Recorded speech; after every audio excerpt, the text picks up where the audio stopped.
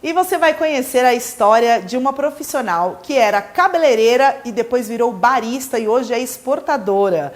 Sim, essa história você vai adorar saber, que é a nossa querida Cecília Sanada, uma profissional que vai trazer para vocês a sua trajetória aqui no café. Então vem com a gente.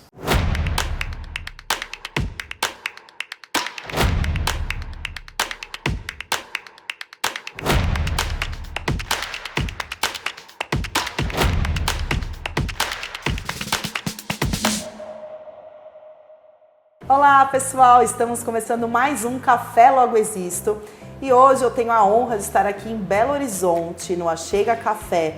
É um espaço de educação, um espaço também de oficina de máquinas, muito bacana aqui. Quero agradecer ao Nirjane e toda a equipe por nos receber e também agradecer a minha convidada, muito especial, Cecília Sanada, que está aqui com a gente. A Cecília, que é assim, uma especialista que passou desde barista, começando aí na carreira, passou por classificação, é exportadora também de café, trabalha em concursos, já viajou o mundo pelo café. Então, assim, é muita história boa, né, Ceci? Com certeza. Obrigada por você estar aqui com a gente. Eu que agradeço o convite de estar participando de um Muito momento bom. especial com você, minha amiga. Ai, que bom. Eu queria que você contasse assim, como que você entrou nesse mundo do café, para quem não te conhece. E eu acho que as trajetórias inspiram, né, também as outras pessoas a entender um pouco até onde a gente pode ir, né? E a gente vai ainda mais longe, né? Então, com certeza tem muita coisa boa ainda por vir, né? Sim, com certeza. Bom, tentar resumir ao máximo, né? Mas eu não fui da área, né? Não comecei sendo filha de produtor ou alguém que trabalhou, não tenho nada na família ligado a isso. Antes de trabalhar com café, eu trabalhava com serviços, né? Eu era cabeleireira, me formei em formação de maquiadora também, acho que já falei algumas vezes isso já. Isso é muito legal, né? Porque você já era dessa área do serviço, Serviços, né? Exatamente. Mas eu já tinha trabalhado no Japão Sim. antes disso, então eu já tive uma experiência de trabalho. E aí eu fiz a transição de carreira, o café apareceu na minha vida de paraquedas, né? Aí eu fui trabalhar de barista, porque eu estava querendo trabalhar num bar, mas não de café, mas veio o café. Então, primeiro ano eu já comecei trabalhando numa grande empresa, né? Eu tive a oportunidade de já participar de campeonatos de barista. Nesse primeiro ano também acabei ganhando o Campeonato Paulista, então já ganhei um destaque, né, dentro do mercado. E desde então eu venho trabalhando desde barista até consultora internacional em toda essa cadeia nos 17 anos de café que eu tenho vivido. Nossa, isso é outra coisa que eu ia falar, porque assim, eu tô há 18, 19, né, quase, e a gente tem praticamente o mesmo tempo, né, de jornada aí no café. E Cési, quando você começou como barista, assim, ainda não tinha tanto essa valorização, né, assim, do café, do preparo, né, ainda estava começando a falar de métodos de preparo, era algo assim muito iniciante. Como que você viu, assim, esse início para o que você tem hoje, assim, né, de trajetória, assim, no café? Bom, se você for lembrar, né, aquelas épocas não existia nem balança, né, pra gente medir a quantidade de café no porta-filtro. Sim. Né, a gente não tinha, no máximo a gente tinha um cronômetro, né, para contar o tempo e mais ou menos a quantidade de ml, então era muito empírico também. Mas o mercado estava novo, né? Todo o mercado de alimentos, né? Enfim, estava cerveja, vinho, o café entrou junto, foi talvez um pouco mais atrasado, mas veio junto também.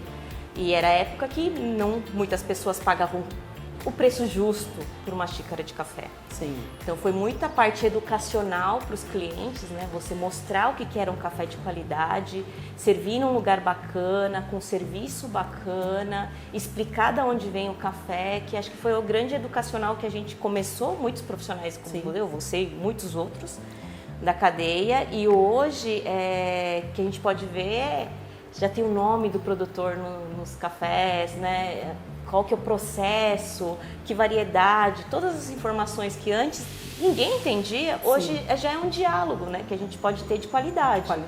Porque antigamente a qualidade era só 3 tipos de café de supermercado, né? E hoje a gente já pode falar de diversas coisas, de países, de regiões, de variedades, de fermentações. Então, nesses quase 20 anos, né, que a gente Sim. pode falar, evoluiu muita coisa, né? Muita coisa. E assim, eu lembro que quando a gente pedia um café, a gente olhava muito o método naquele começo, né? Então, porque o método ele servia como uma porta de entrada para aguçar a curiosidade daquele consumidor, falar, eu tô tomando um café diferente, feito de uma forma que eu não tô tão acostumado em casa. E onde a gente tinha em São Paulo, principalmente, né, as cafeterias que mais investiam nisso, né? Você trabalhava em uma delas, que era tentar trazer cada vez mais novidades, né, para o cliente. Então isso é uma coisa que começou assim e que eu acho que foi um caminho interessante, né? Sim, foi trazer novidades realmente para o cliente, porque estava acostumado com poucos métodos, aí começou a mostrar os métodos de fora, do Japão, né, da Noruega, Estados Unidos, mostrar diferenças que com apenas um grão de café, né, um tipo de café, você conseguia ter tantos tipos diferentes de bebida, né, com os métodos diferentes, um pouco mais encorpado, um pouco mais ácido, no mesmo grão, né? Isso foi muito bacana para aguçar realmente a curiosidade. Também foi interessante porque as pessoas começaram a pagar um pouco melhor pelo café, porque ela começou a entender melhor e com isso pagar um valor justo por cada xícara, né, de café. Então acho que tudo isso foi encaixando para que o consumidor entendesse a qualidade e tirasse a mão um pouquinho do bolso para poder pagar por isso, né? Sim, criar toda uma experiência, né? Exatamente. E aí, falando dessa questão de outros países e dessas experiências, você teve ao longo da sua carreira, né, até hoje, muitas idas a países que consomem café de outras maneiras. Você foi até o berço do café, né, na Etiópia. Então, eu queria que você contasse um pouquinho, assim, essas oportunidades que o café te trouxe, né? O que te marcou mais, o que você... Nossa, vai ser muito pouco tempo. Bom, depois de ser barista, né, eu comecei a provar café. E trabalhei em mais de duas fazendas, trabalhei em várias fazendas. Comecei a entender o que é qualidade, né? Tive a oportunidade também de viajar para o Japão para entender a qualidade de outros cafés de outros países, porque no Brasil não podia entrar outros cafés. Sim. Então fui ter essa experiência lá, voltei e aí eu comecei a provar mais cafés ao redor do Brasil. E nisso surgiu algumas oportunidades. Eu já sendo juíza, né, como provadora, eu aprendi a provar a ponto de ser juíza de concurso. Isso me fez aguçar mais a percepção e também saber pontuar melhor, ouvir a opinião de várias pessoas, de provadores, de consumidores, de donos de cafeteria, torrefação, entender esse mercado como um todo. Então eu comecei a ficar muito treinada, né, e facilidade de entender as coisas, né, que tipo de mercado é para cada café. E aí eu tive a oportunidade de ser convidada para ser juíza principal de alguns concursos de qualidade do Fair Trade, né, que é o comércio justo, que é a certificação para pequenos produtores. E como eles têm os grupos, né, de cada região do mundo, tem a CLAC, que fica na América Central, né, América Central e América do Sul. Aí tem a África e tem a parte da Ásia. E na África eles me convidaram para participar da Etiópia, né, que é o berço do café. Foi muito interessante porque eu aprendi sobre cultura, né? Cafés diferenciados, né? Que às vezes eu nunca tinha sentido sabor no próprio país, né? Isso foi muito interessante e eu tive outras oportunidades de ir para a Índia também, conhecer os cafés robustas de lá. Eu tive a oportunidade de ir na Colômbia, no Peru. Então esse mundo do café é muito interessante porque eu comecei sem entender nada de café, né? E essa questão da curiosidade, de conversar com várias pessoas e saber que você tem algum propósito dentro do café faz você ir para alguns lugares inimagináveis. Inimagináveis. Né? E é uma linguagem, né, Cécia, que ela é única, né, a linguagem do café. E quando você vai falar com outras pessoas da área, né, que hoje estão começando ou que, enfim, estão iniciando, você acha que se incentiva, né, essas pessoas a irem para esse lado das provas, do café ou serem baristas, enfim, como que você tem essa experiência, assim, de pessoas mais jovens que estão entrando, né, na área? Sim, eu acho que quando você começa a trabalhar com café, você tem que meio que escolher um lado, né, por onde você quer começar. Se você quer atender clientes, se você quer entender o consumidor, se você quer entender o grão verde, se você quer entender na fazenda, você tem que saber um pouquinho aonde você quer chegar. Se você está na cidade, é claro que é um pouco mais difícil você trabalhar numa fazenda. Sim. Então, começar entendendo pela cafeteria, né? Fazer direto, trabalhar, entender como que é servido o café, como é que é o gosto do cliente. E aí sim, você vai abrangendo mais o seu mercado, né? Sim. Você pode virar um torrador, você pode virar um degustador. Eu acho que passo a passo, entendendo o que você quer dentro do café, você pode fazer uma carreira incrível. Não, é uma área que é apaixonante mesmo e que faltam profissionais também, né? Eu acho que ainda hoje a gente é o país, o maior produtor do mundo, né? A gente tem toda essa exportador, mas a gente tem pessoas, né, ainda que falam, nossa, eu estou procurando pessoas mais qualificadas para isso, então tem muita oportunidade legal. Eu acho que você também teve você falou das fazendas, né? Hoje você está com essa oportunidade também de exportação, que é outro mercado, né, Cécia? Eu queria que você falasse um pouquinho sobre essa questão, porque não é só café especial, né? Saem cafés do Brasil de vários tipos e várias formas, mas o café ele é algo assim muito específico, é um produto de exportação muito específico, tem muitas regras, Sim. Né? Muitos desafios ao longo do processo, assim. É uma área que você imaginou assim que era tão complexa? Bom, quando eu escolhi, né, eu fui pela oportunidade de entender um pouco melhor a cadeia, porque eu acredito que eu já quase completei todos os checks em cada carreira dentro do café e o que me faltava era a exportação. Eu entrei com a oportunidade de exportar os cafés da Chapada Diamantina, então o desafio é de exportar via Salvador, que não é um porto que sai muitos cafés, Porto de Santos sai muito mais cafés da região, né? De Minas, entender sobre contratos, como que é feita a venda, como que o comprador chora os preços também fora, né? Como é sensível, né? Porque é uma cadeia, né? É o preço do frete que aumenta, o container que não tem, é navio que não chega. Então é muito complexa essa parte de logística, de sair o café da fazenda até chegar lá na porta do torrador, para o torrador torrar e servir para o cliente, o barista for lá servindo o cliente, que seja na Áustria, na China, na Coreia. Então a gente precisa entender essa parte, porque a gente, entendendo cada setor, a gente sabe das dificuldades de cada setor. Não, e outra coisa interessante, assim, que eu acho que agrega muito valor hoje, é que os consumidores estão entendendo um pouco também, no Brasil, as diferentes regiões produtoras, né? Então hoje a gente está trabalhando muitas denominações de origem, as indicações geográficas, né, do café. E recentemente também a Chapada Diamantina recebeu, né, a DO. E eu queria que você falasse um pouquinho assim dessa mudança, né, que você que trabalhou em várias fazendas, dessa agregação de valor, né, para as regiões, assim, do consumidor entender, existem cafés da Chapada Diamantina, existem cafés da Alta Magiana, né, e de outras regiões, e que isso faz total diferença também na hora, né, da prova do café. Você que também tem esse sensorial, né, essas provas, isso muda muito, né, Cécia? Sim. Uma coisa que é bom do Brasil é que a gente é um país gigantesco, né? Então, cada café de cada região, ele vai apresentar uma característica diferente por causa do terroir, clima, né, que variedade está plantada, quantos metros de altitude, latitude, um monte de coisa. Então, isso é muito bom que as regiões, eu trabalhei também em algumas regiões, quase todas as regiões do Brasil, né? Mas por curiosidade também, para entender qual que era o perfil de cada produção, né? Sim. De cada fazenda em específico, de cada fermentação que possa aparecer. E é bom que cada um saiba o que tem nas mãos, né? Por isso que a DO é importante, por isso que a IG é importante, a indicação geográfica também, para que o produtor e a sua região se protejam, né? Saber de onde está saindo o café e para onde está indo, né? Isso que eu acho que é a parte mais importante, porque o que acontecia muito era no commodity, né? Você pegava cafés de diferentes regiões, misturava tudo e isso saía como Brasil.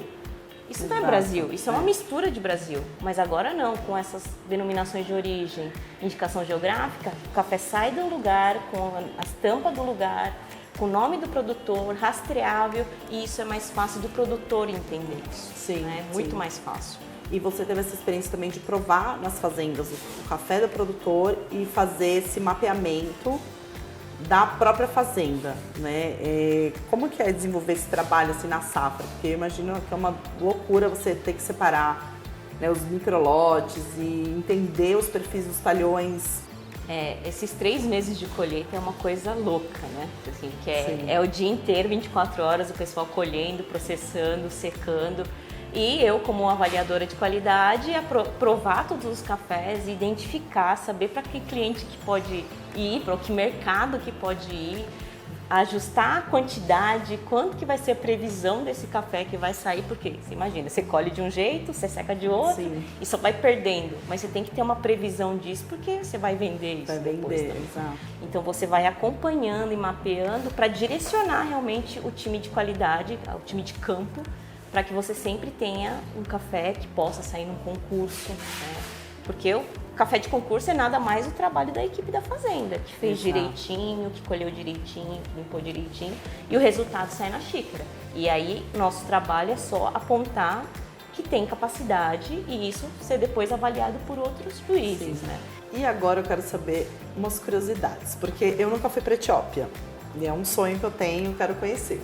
Mas já ouvi algumas pessoas que foram, que realmente existe, assim, um ritual, né, uma cerimônia de preparo do café, ela ainda é constante lá, assim, faz a torra do café, enfim, toma ali, como que é? Eu fui em alguns restaurantes típicos, né, foi muito bacana, porque eles montam todas as xícaras, né, no chão, né, porque a moça que prepara, como se fosse uma barista mesmo, né, especialista em torrar o café na hora, eles acendem um incenso, o cheiro fica super forte, né, abafa um pouquinho o cheiro do café, porque é um incenso, como se fosse palo santo, né? E aí eles torram na hora, pila, ferve a água, faz todo aquele ritual muito bacana. Se senta num banquinho baixo e toma e vai conversando com as pessoas. Nossa, esse ritual se mantém, sim, é muito bacana, é bonito de se ver.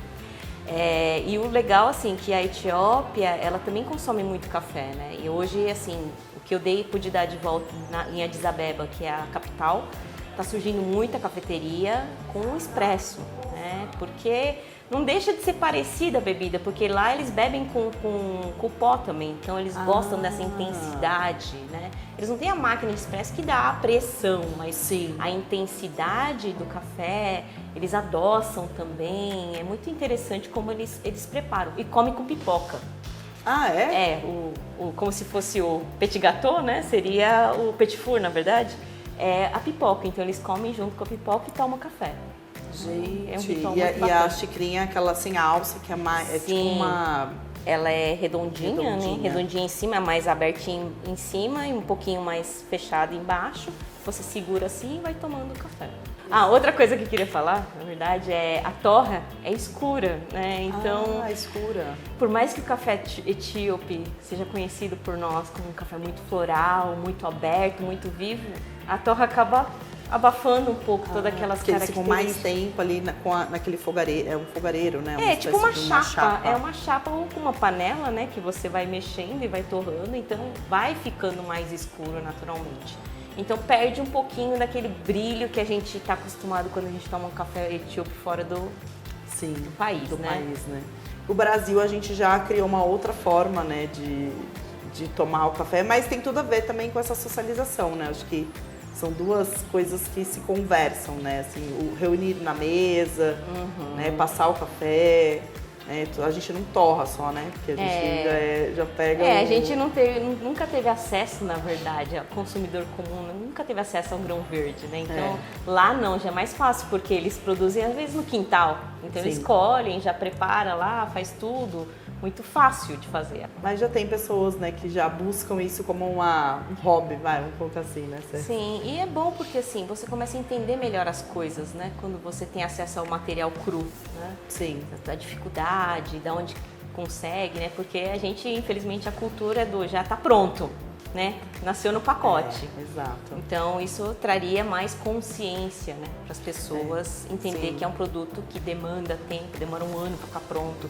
E em outras coisas, né? Eu sempre falo isso, porque eu falo, gente, se vocês fossem numa fazenda, se as pessoas tivessem a oportunidade de conhecer uma fazenda de café, acompanhar uma colheita, né, mesmo que seja de forma lúdica, você já muda a sua forma de pensar aquele produto. Né? E falando um pouquinho, Cécia, agora de você, assim, você seu dia a dia. Agora você tá uma só mais fixa, assim, né? E, tipo, mas você já foi. A gente brincava muito, você era nômade, né? Cada hora você estava num lugar, isso é muito legal, você conheceu muita coisa, vivenciou muitas experiências.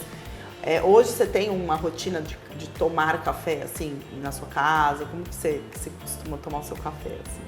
Eu assim, quando agora tô em casa, eu não tomo café. Que eu dou uma descansada, Sim. só tomo café realmente quando eu tô no escritório. Né? Mas eu trabalho, a né? trabalho, porque eu acho que eu também preciso descansar um pouquinho o paladar, né? Faz parte. Mas quando eu tomo um café, eu gosto de tomar um café coado, né? Mas sinto falta do expresso, mas não tanto. Sim. Eu gosto muito mais do filtrado. Do filtrado. Isso já era um hábito, assim, sua família tinha esse hábito em casa? Vocês tomavam café quando você era pequena, não? Então, como eu sou filha de imigrantes, né, meus Sim. pais são japoneses, a gente nunca teve, não foi muito afetivo como são para os brasileiros, né, o café. A gente começou tomando café, eu comecei tomando café solúvel, porque era o que minha mãe tomava. Então eu fui aprendendo com solúvel e depois de quando eu fiquei mais adulta, eu comecei a tomar um café coado, aí eu não gostava porque estava muito adoçado e muito amargo ao mesmo tempo, né, aquela coisa. Sim. Então eu não tomava tanto café. Aí depois quando eu fui começar a trabalhar com café, que eu comecei a ter uma rotina de tomar cafés todo dia, né? E aí assim, entre escolher os métodos, eu sempre gosto do método que você consiga tomar mais durante o dia, né? Legal. Né? Do que você, por exemplo, saturar o paladar com o expresso, né? Porque quando era barista a gente saturava o paladar de tanto que a gente tinha que provar antes de servir o cliente, né? Quero te agradecer muito. Nosso tempo é rápido aqui, né? A gente curto. falou bastante coisa legal. Te agradecer por você ter vindo até aqui pra gente conversar, dizer que eu te admiro muito, que você é uma pessoa incrível e que é assim, nós mulheres, né, dentro do café a gente foi construindo muito essa trajetória juntas, né, várias mulheres na mesma geração, né, vou colocar assim. Então eu tenho muito orgulho de estar na mesma geração que você no mundo do café. Não, e é recíproco, eu também admiro muito você, amiga, que antes de, né, conhecida a gente virou amigas também, né? Muito bom, obrigada. Obrigada, amiga. Beijo. Até a próxima, gente. Esse foi o Café Logo Existo com a Cecília Sanada e assistam os próximos que a gente vai ter muita novidade por aí. Até mais.